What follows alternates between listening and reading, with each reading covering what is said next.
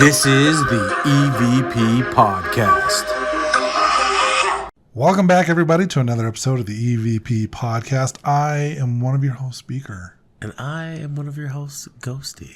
And this week we have stuff for you to listen to. Yeah, another week of stuff to listen to. EVPs. Oh, hell yeah. I'm going to play some. Let's hear some of that. So this was sent to us by our friend Esther and her husband. You like my doodles? Yeah, I like your doodles. So they went to Benson Gristmill back in June, and they sent me their stuff. I talked about it last week, where I said they sent me all the files unedited so I can go through them myself. Yeah. And I did.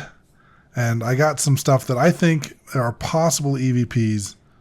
I ended up with like 8 or 9 of them. Very cool. So I'm going to play them. Like, some of these might not be EVPs, but I wanted to have something for people to listen to. And you can tell us if you think they're EVPs or not, and we can see what you think. You haven't heard these yet. No, I haven't. So I didn't do any editing other than I just cut them out of the audio file. Okay. So here's the first one. We'll play that. So my name's Esther. This is Scott and Jamie. Okay, so that one is one of the ones I'm not sure on. I kind of heard like a... Like right after she said her name, yeah? Uh-huh. So I'll play that one more time. So my name's Esther. This is Scott and Jamie. While she's saying, this is Scott. Yeah. Like right after she says her name, before she says, this is Scott, you hear this like, Uh-huh. So I'm not 100% sure on that one, but it could be. Play it one more time. Okay. Stupid phone. So my name's Esther. This is Scott and Jamie. Now, that could entirely be like background noise, but I thought it was worth noting down and playing just in case. Like, maybe this one, I'm not sure on. This one is possibly not an EVP, but I wanted to play it and see what you guys thought. Yeah. See what you thought. Yeah. So that's the first one. Most of these are about 10 seconds long, so I'll just try to get through these. Here's the next one. Touching the dowsing rods.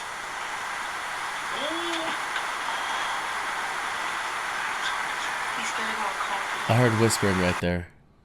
So it's not you hear the ooh. It's after that. Yeah, you heard the whispering? Uh-huh. Okay, so let me play it one more time. Touching the dowsing rods.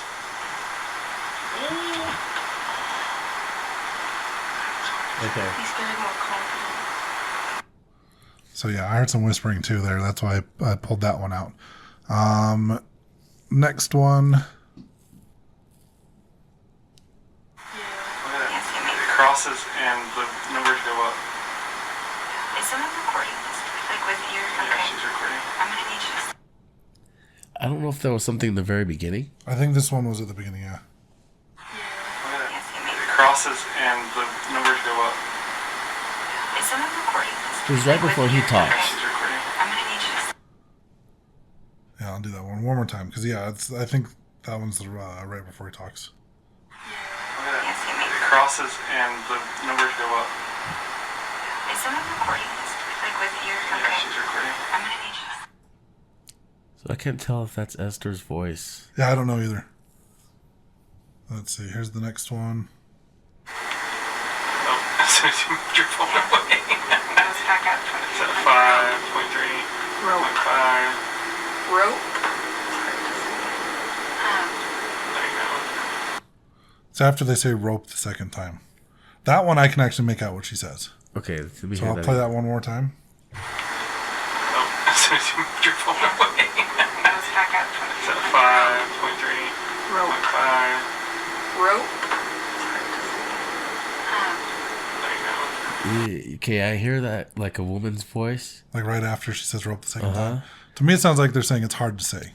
but I can't tell if it's someone that's in there in the room with them. Yeah, I don't know either. So I know Esther, I sent these to her and her husband so they can go over them and see like their notes and compare to see if I got the same stuff they did or if I got stuff they didn't. They would know more whether or not it was one of them. But that's one I think is a possible EVP. Here's the, like I said, all these to me sounded like EVPs. I wasn't actually there. This was like a weekend after I was there. So this is stuff that to me sounds like they could be EVPs. Okay. Here's the next one. Earlier today, like on my skin, so I'm like, I can't tell what this is. That's hard to tell if that's... Earlier today, like on my skin, so I'm like, I can't tell what this is. You hear a voice that, this one, I can also make out what they're saying. You hear her saying something today, and then you hear this voice say, I can help you. Again, okay. I did hear that. I could hear that. Again, it could be someone in the room. I don't know. So I'll play that one. Because there was a lot of like static happening. There was a at the lot of same stuff time. going on, yeah. Earlier today, like on my skin, so I'm like, I can't tell what this is. But there's only 3 people. There's Esther, her husband, and someone else. There's only 3 people. And 2 of them are talking when you hear, like she was talking, her husband's talking at the same time you hear the I can help you. So I don't know. And it's hard to say if that was, like, what was the recorder doing? Because it sounded like somebody was, like... He might have been holding it. Clearing their nose and then, like, jumbling it around. Well, he might have been holding it. Throughout the whole thing, it sounded like he was picking it up a lot. Oh, okay. So that could have been it. I don't know for sure. Like I said, this is just stuff that stood out to me as possible EVPs. Gotcha. So here's the next one. Little jokester. You guys are welcome to join us if you want. So this one, right before you hear the guy say thank you, there's like a voice that could be an EVP, but it could also be this other group that showed up at this point. I'm just going to skip that one. Because that one, it's, like I said, it could be this other group that just showed up. So let's go to the next one. Are there any known health issues that Aaliyah has? She's autistic. Okay.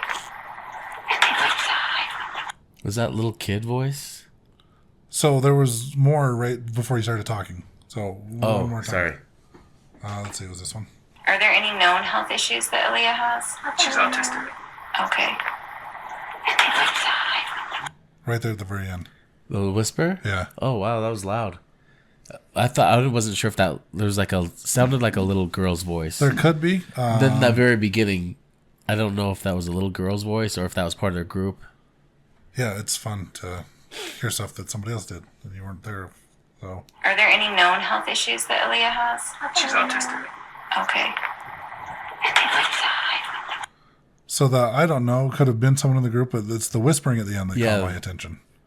Yeah, both of them sound pretty good. So here, let's go to the next one. I know, me too. I need to move. Well, thank you. There's that whispering right before he laughs. Yes, so right after Esther says, I need to move. I think it was this one. Are there any known health issues that Aaliyah has? Wrong She's one. autistic. This one. I know, me too. I need to move. Well, thank you. So it's almost like she says, I need to move, and it's like a whisper. Yes. You hear the yes. Yes, but then something, something, something. Yeah. Let's see. Something, something dark side. This one, yep. I know, me too. I need to move. Well, thank you. So yeah, that one was pretty clear to me. So yes, you need to get your ass out of here. So this one I thought was interesting because this one actually happens after they asked what spirit's name was, I believe. Esther says the spirit's name, and then you hear what I think is the spirit saying the name right after she does. I need to go outside or I'm going to fall asleep. What was the girl with the pink hair's name? Sarah. She told who that. So did you hear like the whisper right after? There was one before then too. Oh, was there? Yeah. Let's do that one again. I'll point it out. I need to go outside or I'm going to fall asleep. What was the girl with the pink hair's name? Right there before she said that. She told who Yeah, I that. heard it that time. So we'll do this one more time without talking over it. Here we go. I need to go outside or I'm going to fall asleep. What was the girl with the pink hair's name? Sarah. She told who that. Ooh. So that one I feel like is definitely an EVP. It almost sounded like the spirit was answering the question as well.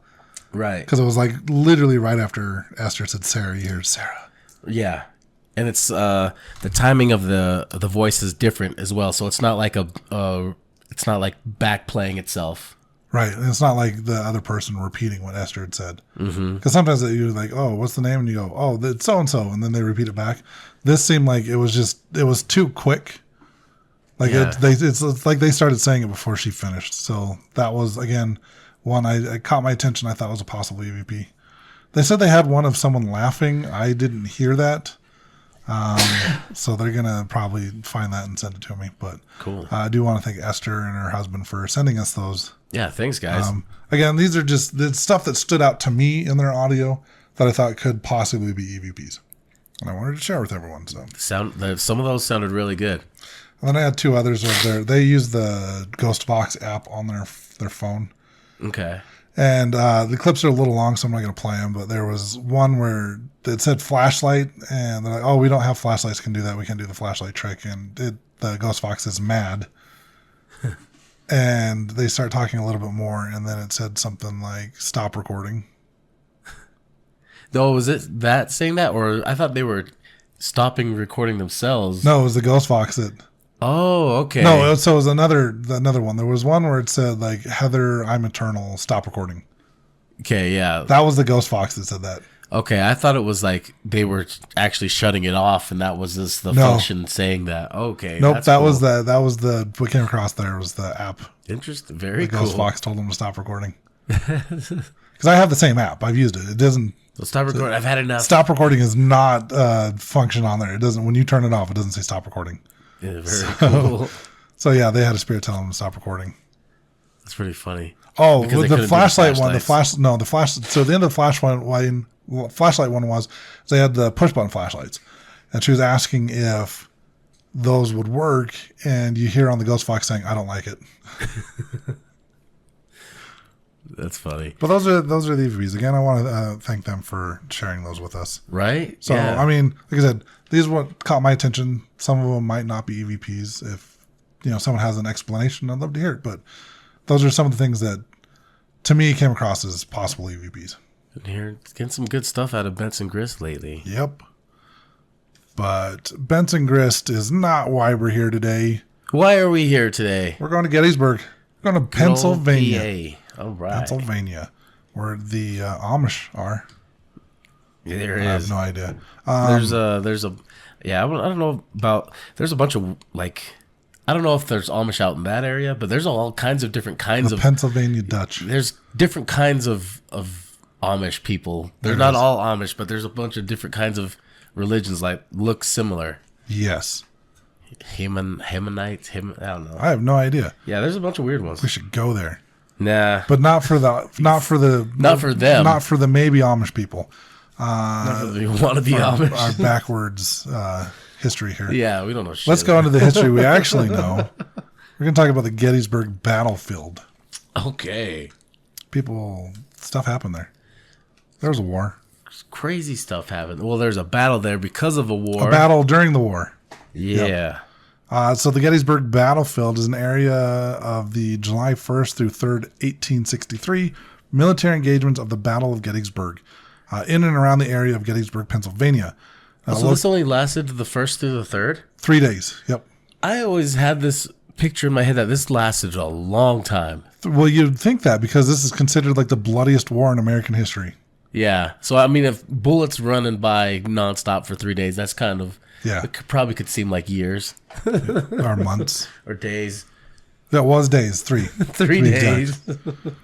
Let's see. The locations of the military engagements extend from the 4-acre site of the first shot at Knoxland Ridge on the west side of the borough to East Cavalry Field on the east side. A military engagement prior to the battle was conducted at the Gettysburg Railroad trestle over Rock Creek, which was burned on June 27th.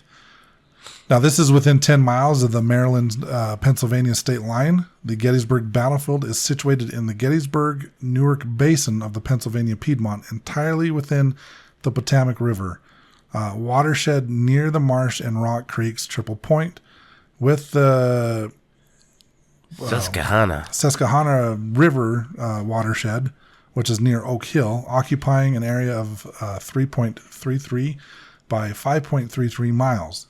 Military engagements occurred within and around the borough of Gettysburg, which remains the population center for the battlefield area at the intersections of roads that connect the borough with 10 nearby Pennsylvania and Maryland towns.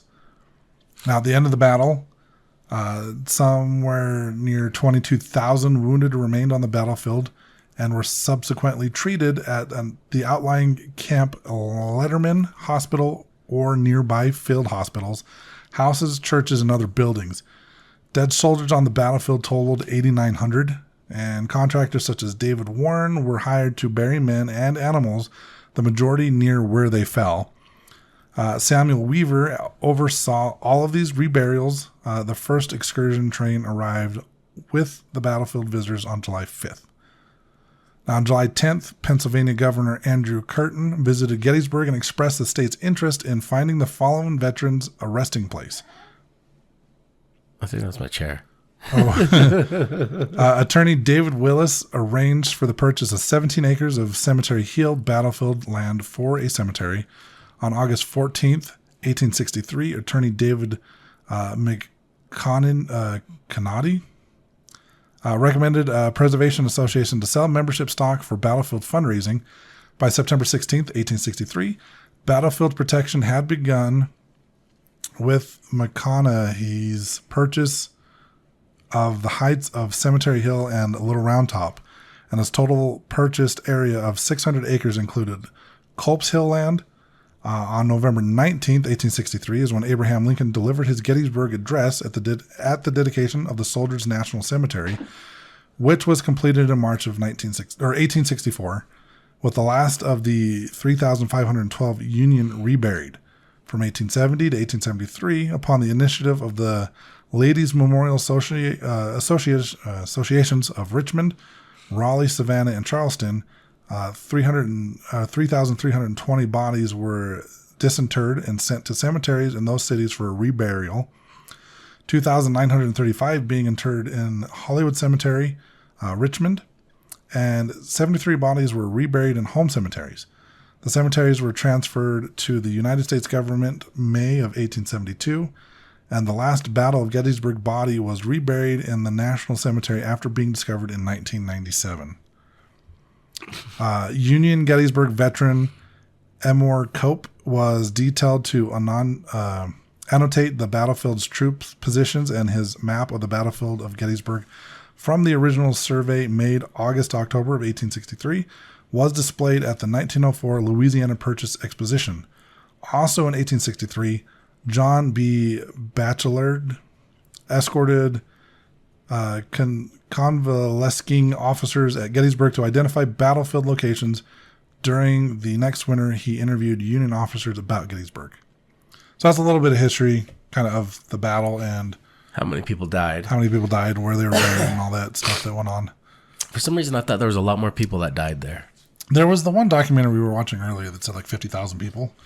Yeah. And when they said that, I looked at you and I'm like, everything I said something like 22,000, but I guess that was wounded. And I don't know what. Like 9,000 people died. That's still quite a lot. That's a ton. But for some reason, I was reading something or I watched something that said something about there being 300,000 soldiers and about a third of them died. And I was like, Yeah, oh, I don't. shit. That doesn't seem accurate at all. Yeah, not even close. Maybe I fell asleep and woke up to a different show saying something. Maybe. Everything I read said there was about 22,000 injured and about 9,000 dead. Oh, okay. That's still a ton of people That is in a this ton of little people. in this little area. Yeah, this little like 4-acre area. Yeah, that is a lot of people for a little area for sure. Holy cow! I guess if you go to like a major concert. Whoa! What? Can you hear that? Or is that just me? That's just you. So if you go to a concert, Oh yeah. Well, you think about how many people are there at a concert, right? that's true. And then just one giant mosh pit breaks out, and then just a bunch of bodies on Well, I the mean, floor. like when we went to the Delta Center recently, they had like 13,000 people in that building. Yep. Of course, it's stadium seating and all that, but still. I mean, that for that many people in that small of an area, like 4 acres, having 9,000 people dead, it's quite a bit. Yeah. You want to talk about some ghosts? Let's talk about some ghosts, man. Let's talk about some ghosts. So lots of bodies for lots of hauntings. Let's see. We have. Well, just like I was saying, there's a ton of ghost stories and supernatural incidents reported by visitors now because of all the deaths. Countless ghost seekers have shared tales of strange and often inexplicable experiences and encounters in the area. Numerous reports exist from various parts of the park of apparitions of phantom soldiers marching in formation or mounted on horseback as if still fighting the battle.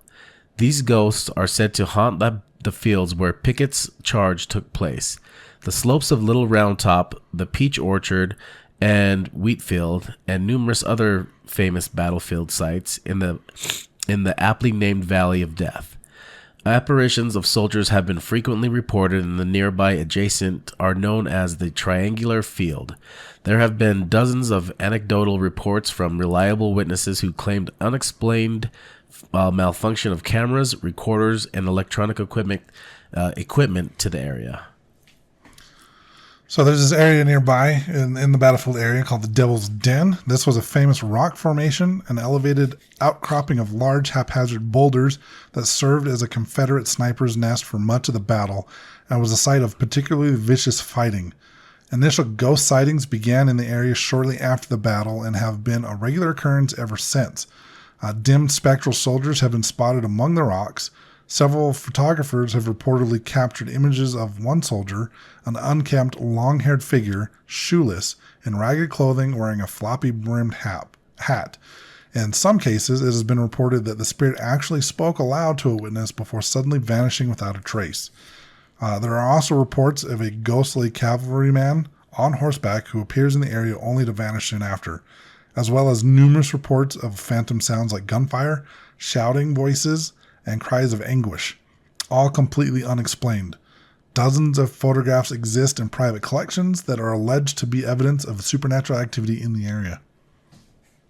Very cool. I mean, so this rock formation that was famous for being a sniper's outpost, I mean, it only lasted a few days, Yep. but it makes you wonder how many snipers did that little spot go through? I have no idea. Probably just like under. I mean, they had to be taking shifts, but they were probably getting killed off. Somebody realizes from the other side, hey, there's somebody sniping over here. Let's go kill their Sniping ass. with muskets. For real. Let's see. The Phantom Regiment. One of the most famous ghostly manifestations has become known as the Phantom Regiment. Supposedly the ghostly remnants of the Confederate unit that still haunts the battlefield, their drums and footsteps echoing through the night. Visitors and ghost hunters have reported seeing the possession of soldiers in tattered but strangely unidentifiable uniforms, still marching in formation on the battlefield at odd hours of the night. Some witnesses have heard phantom drums and the distant sound of musket fire on the battlefield. Others claim to have seen these ghostly apparitions standing among the gravestones on the Gettysburg National Cemetery. So a lot of soldiers apparently still out there trying to do their duty in the battle. Yeah, so you've seen, like we were talking about earlier, we watched some of those videos that have, looks like there's spirits still out there doing war stuff. Yeah, there was the one with video. I've seen this picture and video quite a bit where you got it looks like a full-on person standing right next to those cannons that are right next to the road. Yep. But they had their camera on it for a little while, and the guy like never moved, not once. Yeah, that's the one that I've seen too. I've seen that one as well too. And then I've seen ones where there's like a field and there's a camera where it looks like there's a unit walking in the tree line, and then all of a sudden they just kind of disappear. Yeah, I think Ghost Hunters had something similar to that with their infrared. I think with their infrared they found it was this one person that walked and disappeared. Yeah. Now, what haunted place would not be complete without the good old Lady in White? Everyone needs. There's always a lady in white. So this Lady in White is another famous ghost known for her ethereal presence and sorrowful demeanor. A legend has it that the Lady in White roams the battlefield and the historic town, her figure draped in a glowing white dress that seems to glow in the moonlight. Witnesses describe her as appearing lost and forlorn, her face etched with sadness. Some believe she is the ghost of a woman who lost her beloved during the Civil War. forever searching for him among the countless graves and battle sites. Always got to be a lady in There's white. got to be a lady in white. It's not haunted unless it's over 100 years old and there's a lady in white. That's the new standards. And then you have the Tilly Pierce House Girl. The Tilly Pierce House is known for its supernatural occurrences, particularly the presence of a young girl's ghost. Often referred to as the Tilly Pierce House Girl, this specter is said to haunt this building with her laughter and footsteps. Tilly Pierce was a real historical figure, a young girl who lived in Gettysburg during the time of the Civil War. Some believe that the ghostly laughter and footsteps heard in the Tilly Pierce house are connected to her, as if her spirit lingers in the place where she once lived. Now, this next one, Jenny Wade, I've actually heard this one before on some of the shows. Like Ghost Adventures talked about it, Ghost Hunter talked about it.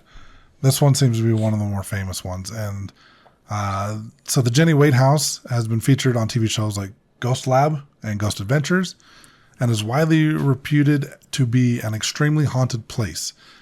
In this location is where Mary Virginia Jenny Wade, the only civilian casualty of the Battle of Gettysburg, was shot and killed.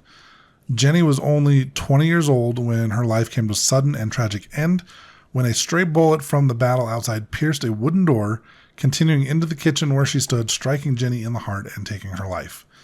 Now, in the years since, visitors to the house have reported hearing strange, unexplained movements, unanswered voices, and the fearful moaning of disincorporated spirits at various places in the house. So this is kind of crazy that she's the only civilian casualty. Yeah, I mean... With that many people fighting? Well, and this was like... So the Battle of Gettysburg, I believe the nearby area was like a town with like just regular people's houses and like a college there. They were taking over existing buildings for hospitals and stuff. And so they were just kind of fighting along the houses and along the buildings that are existing. They're just shooting at each other, hiding on the sides and shit. So for that many bullets and that many people fighting and there only being one, that's actually not bad. Yeah. Not bad, Gettysburg. Not bad. 9,000 people died. Not bad. But only one civilian casualty. Good aim, guys. Well, that was just, it wasn't even aiming. That just like, it missed somebody, went through her front door and hit her. Yeah, that's kind of sad. I mean, imagine just being like, you're in your kitchen fixing dinner and dead. But at the same time, you're in a war zone that's been going on for a few days. I mean, get out of there. Go. Well, it could have been the first day. It didn't say which day she died. It doesn't say. Does it? Not that I saw. No. Okay. But it did 100% could have been the first day. Okay, that would make more sense if it just kind of all started popping off while she was doing stuff. But I mean, just imagine you're in your kitchen. All of a sudden, the battle breaks out outside your front door, and you're dead. Sounds like the projects. Yeah, I've never been there. Me neither. I don't want to go. I don't either. All right. How about Iverson's Pits? You want to go there? Sure. The area around the modern Doubleday Inn is widely linked to local paranormal activity, since it is located directly adjacent to the former site of the Gorney farmhouse.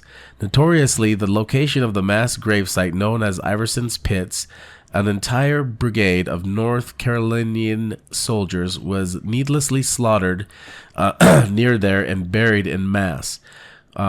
Right where they killed him. So pretty much right there, they shot him dead and then just buried him. Yep. Even after the remains were exhumed and relocated, the former location of the mass grave has given rise to numerous reports of floating orbs and hovering lights, strange mists and shadowy figures said to wander the adjoining fields at dusk. Now, a couple of these are saying that there's going to be photographs of like orbs and lights, and I don't put a whole lot of stock in those. Especially when you live somewhere where there's like, what are those bugs? Light bugs? Those lightning bugs. Lightning bugs, yeah. And then there's strange mists, which like orb. Well, even the orbs too. Like say there's dew on the water, on the grass. Like you can get the reflection sparkle. and make it look like there's orbs. So next we got Sachs Bridge. The Sachs covered bridge on Waterworks Road is said to be one of the most haunted spots in all of Gettysburg. The wandering spirits of 3 hanged Confederate deserters are believed to haunt the vicinity of the bridge at various times of the day and night, and reported paranormal experiences on the bridge include the spectral smell of phantom cigar smoke, the sound of ghostly cannons fired in the distance, or the sensation of suddenly feeling a tap on your shoulder only to turn around and find that there's no one there. Crazy. Gettysburg College. Known as Pennsylvania College at the time of the 1863 battle, the campus was located in the midst of the fighting, its structures providing shelter for the wounded and dying. Its main building, Pennsylvania Hall, constructed in 1837 and nicknamed Old Dorm, served as a Confederate field hospital during the battle. Since then, there have been much paranormal activity at what some call the Haunted College. Students and staff members of the college report seeing ghostly figures of soldiers pacing back and forth in the cupola of the building, and the shadowy figure of a Confederate sentry has been spotted in the tower, sometimes gesturing wildly to watchers below. Okay, so this next one, we saw a documentary where the two guys were talking about this. Like, I can only imagine what it would be like to witness what you're about to talk about. Okay, yeah, this is pretty wild. So 2 college administrators leaving the building one night reported that the elevator doors opened onto the grisly scene of a Civil War era operating room, packed with the wounded and dying, yet completely eerily silent. When the elevator door closed and reopened, the scene had vanished. And what they were saying was that they went in the elevator and hit the button, but it wasn't taking them where they wanted to go, and instead took them to the basement. And when it opened, they saw the scene there, and then closed, reopened, and nothing. Yeah, they said they were like pressing the buttons trying to get the elevator to work. And they both knew what they saw. They were like freaking out because, you know, you're not expecting to see people dying in front of you in a college. Right? And they were dressed all in their Confederate clothing, or not Confederate, they're, you know, the 1800s. Doctors, probably 1800s robes. like clothing. Probably like all just bloody robes. Yeah. Wrapped up limbs. I don't know what I would think if the elevator is like malfunctioning, it opens up and there's like freaking hospital going crazy. People being operated Just on. chopping off limbs. Yep. 'Cause that's all they did. If you had a broken bone, they're not going to put a cast on it. So, and the bullets that they were shooting, like they were just thick slugs. Yep. Like they were just metal balls. So if they hit you, they were breaking bones on the way through that. And Yep. so if they hit you in the arm, you got a broken arm now. And they're just going to tear it off. They're chopping it off, tying it off, and then calling it good. Pretty much. So next we got the Children's Orphanage. Originally a private home during the famous battle, it was converted into a makeshift hospital for the wounded soldiers. Its cellar was filled with the bodies of the dead and dying.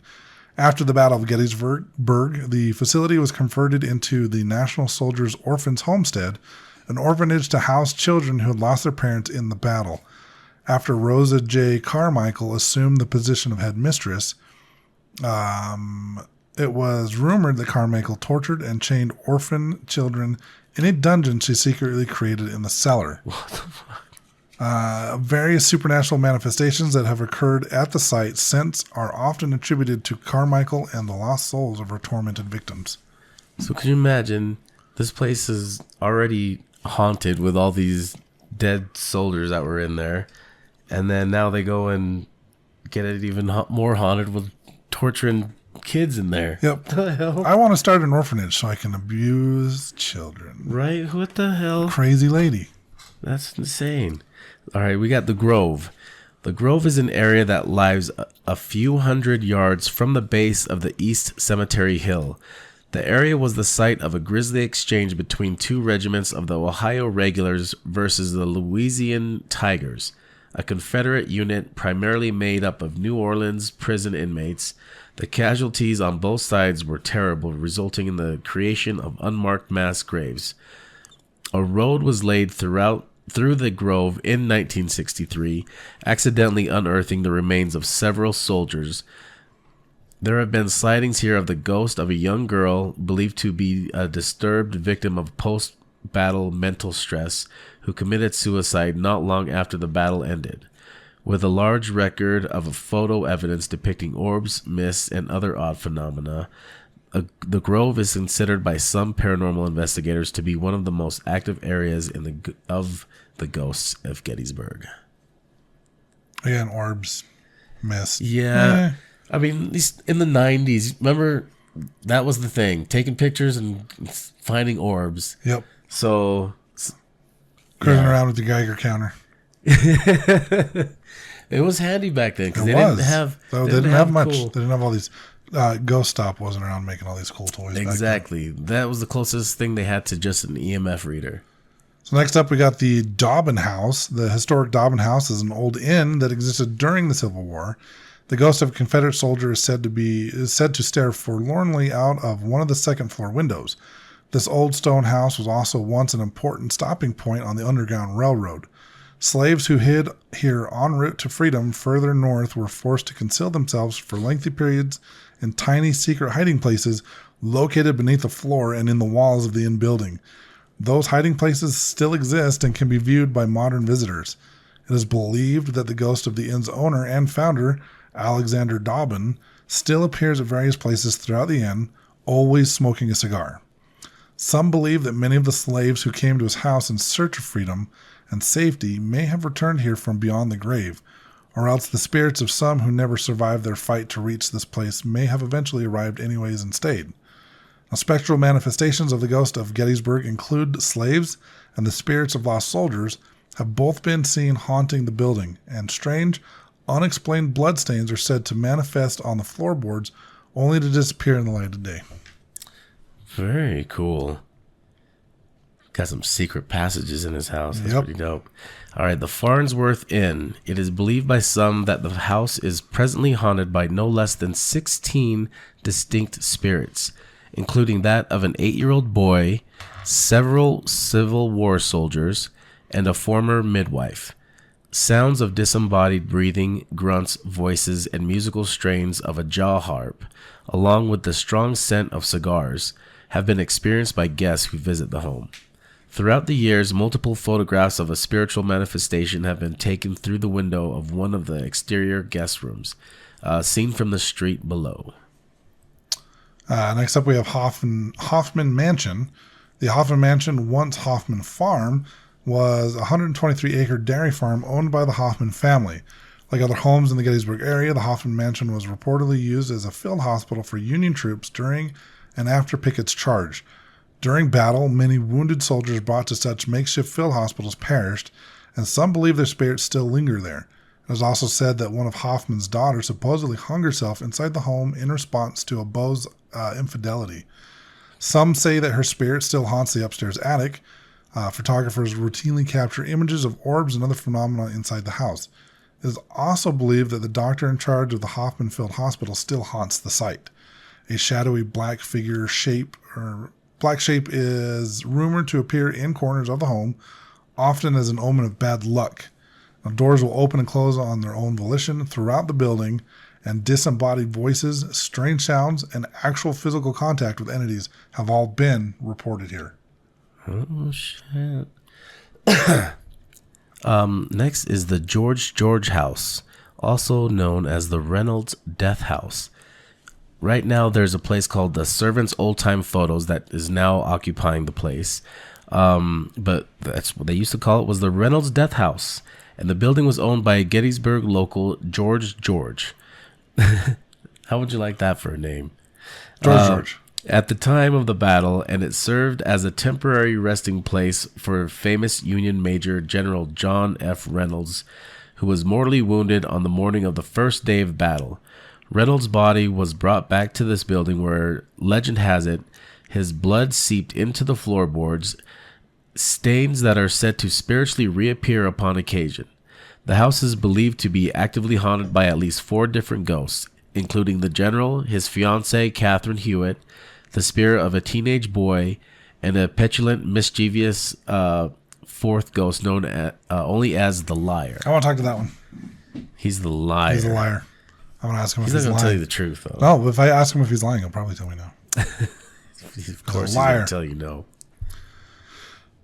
Next, we got the George Weicker House. This is a small house that has experienced a number of unexplained occurrences throughout the years, including a door on the second floor that refuses to stay closed, even when nailed shut.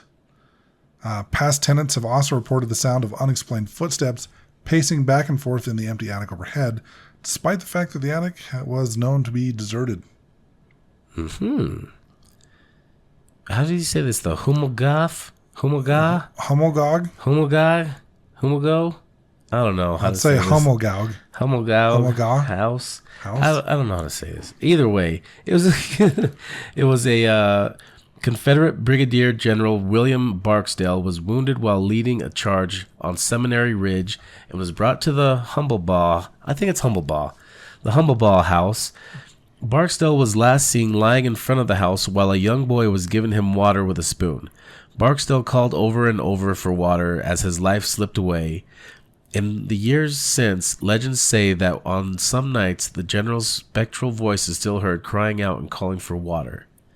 Another story related to Barksdale's death involves the ghostly spirit of his favorite hunting hound, who laid down atop his grave and refused to leave or to eat or drink, howling incessantly for his lost master.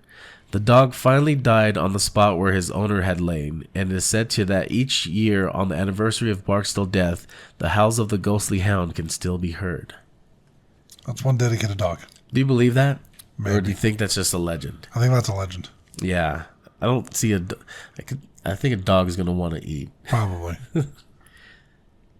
Although I've heard of like dogs getting depressed when their owners pass away. Yeah, I've heard of that. I have heard of that, but not just like completely just giving up on life.